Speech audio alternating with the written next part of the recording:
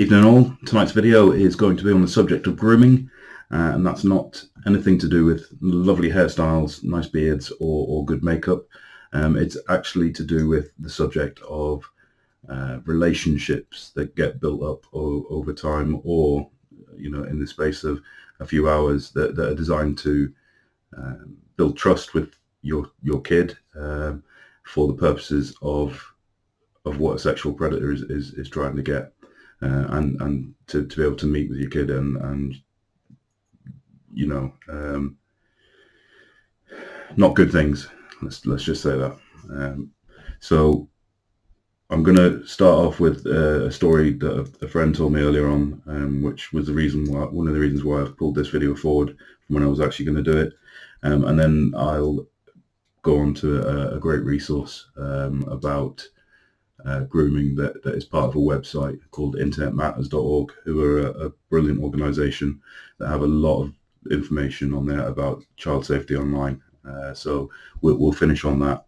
But yeah, my friend got in touch with me earlier today, and he's obviously watched my videos, and he said a couple of them sort of touched home with regards to some of the things that were happening, and some of the apps that he was seeing his son use. So firstly, it was nice to know that people do watch these videos. Also, that there is benefit and it is helping to protect children, which is the main aim of all that I do with this.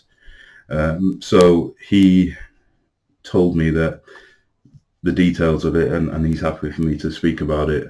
I obviously won't give any detail away about who he is or who his children are, but he's been going through a messy separation with his wife, who the children still live with his wife, and she is seeing other people, but also she has male friends who are part of her life.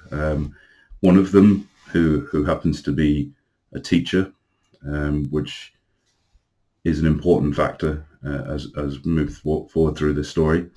He also volunteers to run an archery club, which my friend's kids go to. So we have a person in a position of trust, with access to the two children. One of the children is slightly older, so it's actually the older kid that my mate had started. Basically, from checking his phone with him, he saw that there was conversations going on which were highly inappropriate. They were inappropriate jokes. There was talk of his son's bits, as they were called in it. A chicken symbol apparently is a symbol that's used for hugs, and there was a lot of that was going backwards and forwards. But the inappropriateness was a very high level. When you consider this person's a teacher, for a start, is not what they should be talking about with anyone's kids. So the fact is that he was always checking his phone, which is, from my previous videos, is very good. That's exactly what you should be doing, in conjunction with your child. And he regularly has chats with him as well. So again, advice from before is very good. It's that communication, and making sure that you are communicating with your kids about all of the different dangers and things to look out for. He was asking his son if he used Rhino, Kick, or Omegle. So Kick I've mentioned before in one of my other videos. Rhino I'd not heard of, but apparently it is, and I'll probably do some research into that, and also Omegle I've heard of, and I'll have a quick chat about that. But Rhino is to do with gay chat. So again, probably, I don't know because I haven't looked into the app itself, but it's probably a good app which is used for bad things. Omegle, I have different opinions on, especially when it comes to children and younger teens using it. It's a webcam based social media platform, which is used for bad things. So the fact that this person had asked about 3 of those those apps, and then said, to the kid that it's, they're not good, they're used for different things. Already the conversation is going in a direction it shouldn't be. He'd asked him, he'd been chatting to him about porn, and telling him how to hide it, basically, and giving him advice on how to hide it. My mate had conversations with his kid about porn. He'd explained about the internet, the goods and bads of the internet, and the goods and bads, or the level of bad when it comes to pornography. So again, conversation, communication with the child, good to see. The teacher was always asking his son to rate him 1 to 10. So when, and his kid doesn't know what's going on with this, so he just throws random numbers out there, and it's like, when he gave him a 10, he kept saying to him he was chuffed. So at this point, father rang NSPCC, and as I've mentioned before, the advice is out there. The people who know are out there. Seek the advice. So he's done exactly that, which is, again, is very good. He's sought advice. They basically said to him to immediately ring the police. So police got involved. They sent officers to speak to his son, who is now back with his mother. The police had enough to speak to the teacher, and they spoke to him and warned him and what have you, but there wasn't enough there to arrest him at that point. So what happens from that point on is more of an intelligence gathering exercise for them. And it's very important when we're talking about people who are in those sort of positions of teacher, scoutmasters, the usual people that you hear about.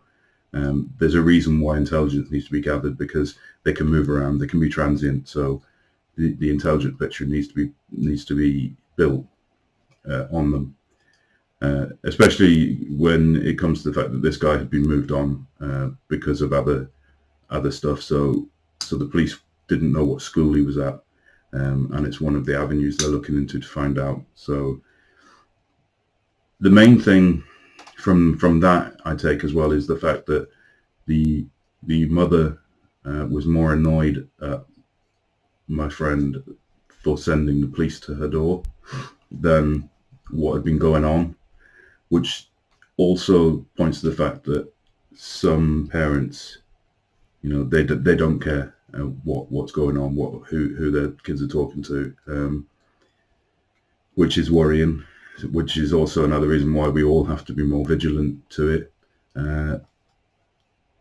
to try and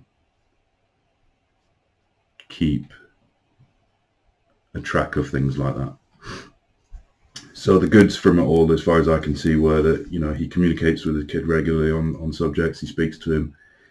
He checks for activity on the phone and discusses that with his child, and he asks for advice when he needs to. So those are all very good things to do, and the very bare minimum that you should be doing, I think, when it comes to your child's presence on the internet.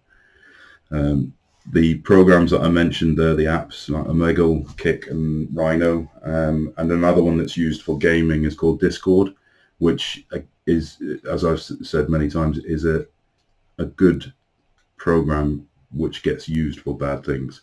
But be aware of what it is so you know what to look for. And that's all I say about all of these apps. Check your kids' phone, see what they're on, see what their chat programs are. They don't even necessarily need to be on social media. They could be gaming, they could be in forums, or these are all methods of communication that need to be monitored and checked and spoken about. So although he spoke to NSPCC, another organization that is one to be made aware of is called CEOP, Child Exploitation and Online Protection Command. I had quite a bit of interaction with these guys when I worked in my last job. So when we felt that something wasn't being dealt with in an appropriate way by either a policing organisation or social services, what have you, we would go to these guys and make a report to them. And the good thing about it is that they are very proactive, and they also know their stuff, and they know what to do and how to do it. And you will get advisors who will support you through it and give you advice. But the main thing to know there is that you can make a report and use this as that way of doing so. It gives you lots of other advice as well, on different things, in the same way that the website I'm going to show you next does. But this one is the one to know about to make that report if you are in fear of something that's not right. The other website then I'm going to show you is called internetmatters.org, and they deal with all sorts of issues on here. So I'll just show you their front page, and you can see here that they deal with a lot of stuff that I'll probably follow up on in future and go into in a bit more depth and try and explain in better ways. But they also break things down into age, things like the settings control, like we spoke about on my other videos about how to do that. They also have guides in here on how to do it, more guides here, recent article and resources that I use for research are all in here. But the one that we want to look at is the online grooming.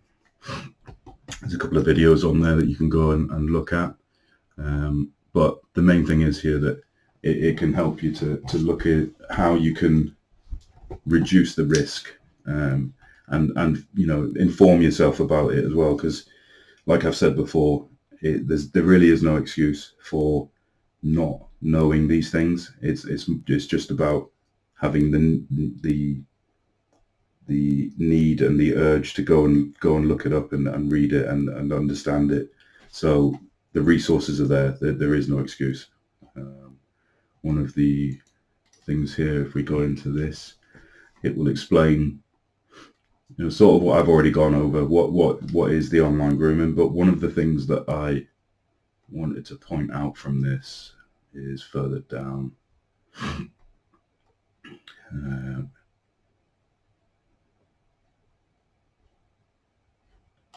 think it might be on a different page actually. Yeah, so if we go down,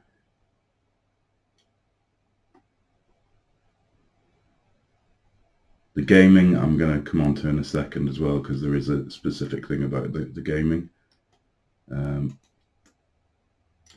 The main thing to know is that it doesn't always have to be social media platforms, although that's what I've discussed before, and WhatsApp and Snapchat, that sort of thing.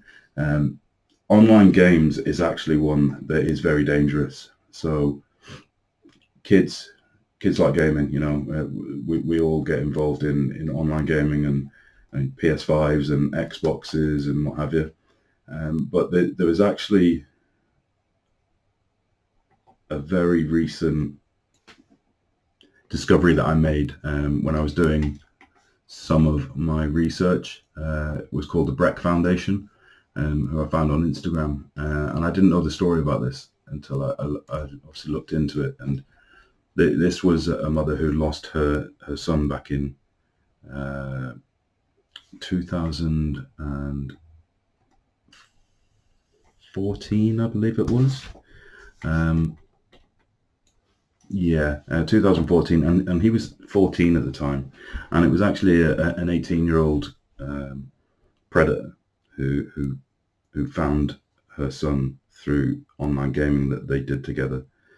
And it's one area that a lot of people probably don't even think about. Your kid goes and plays the game, it keeps them quiet for a bit, but it's no different from any of those other platforms where there's predators on there trying to find kids. And where's one place where there's a lot of kids? It's games. And it's not just PS5s and Xboxes and things like that you need to think about. There's those apps on Android and Apple where they play games where they build cities and go to wars and stuff. There's chat functions in there, so it's very difficult to be aware and be vigilant on all of those different things.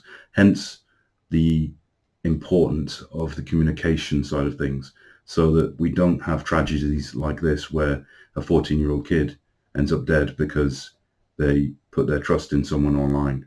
Because this is a prime example of this mother, looked after her child and was concerned for her child at all times, but still this happened because there's so many different areas that this can happen that people just don't think about. So the bravery of this woman to use her story and the loss of her child as a way of putting that message out there, kudos to her for doing that, and hopefully, people will start to understand from that. The website also has other areas that are quite useful. So how to deal with the online grooming, what actions you can take, how to take those actions, how to report it, and that'll be like the likes of the COP, which I mentioned just before. Very in depth, lots of information on there that's very useful, and I would say just take that time to go on there and have a read around, have a look at a lot of the advice. Is very useful and will help you to be better informed. I can do these videos, until the cows come home, but you need to do that research yourself as well. You have the responsibility of your children's lives in your hand, as the Breck Foundation shows that it literally can be the lives of your children, and even if it doesn't end as tragically as that, there's other levels of stuff that can happen to them, and it will scar them for the rest of their lives. I'm not here to sugarcoat things, as you know from some of my other videos. I don't have sugar-coated images floating around in my head. I have the end results of what happens when people don't take care of their kids. And this isn't about me saying you're bad parents, or that you don't care. It's about saying that there's bad people out there who do bad things, and I want you to know that, because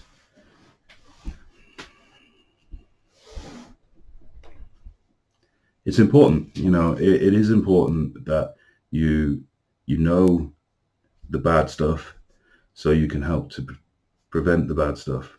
And you don't want to see your child